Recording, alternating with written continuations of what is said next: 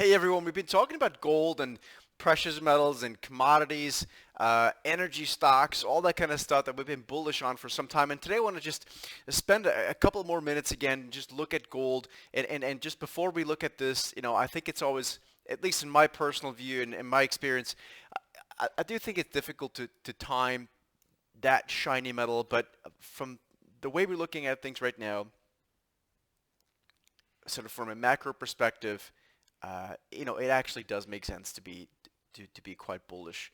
Uh, the, the the the GLD. I'm gonna simplify it by just looking at an ETF.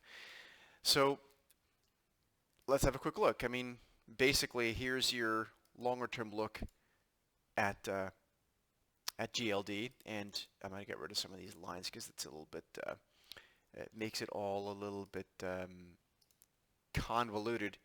But just looking at the situation here, you've essentially had a consolidation period now of better part of 10 years, maybe 11 years um, for gold itself. And the macroeconomic backdrop between inflation and stalling growth, it is starting to line up about as good as it possibly can. So if it doesn't work now, meaning if gold doesn't go higher now, then there are other issues, and that's certainly possible. However, for the time being, we like this move, GLD, and we really think this is something that could move, quite a bit higher. Again, I think timing it in the sort of immediate term perspective, or from a multi-day to multi-week perspective, is difficult. There are intraday opportunities, and we have an indicator views for that. But I think, if you look at it through the lens of a few months, hopefully more like a few quarters, something like GLD, I think shouldn't have such a hard time to go to 200, and quite frankly, go probably quite a bit more, maybe 220.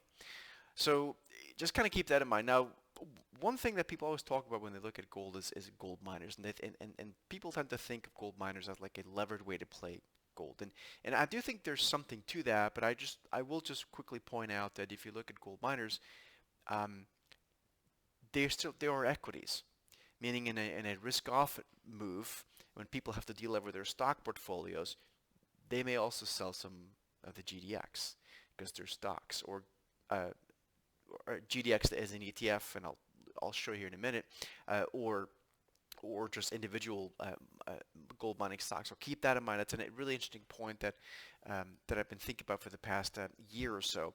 So, but if you look at GDX again, this is an ETF representing gold miners. It kind of looks like this, and we're just going to focus a bit more of the past um, year and a half period, and it kind of looks pretty interesting. Just on an individual front, I mean, one big one that I always like to focus on is Newmont Mining, ticker symbol NEM.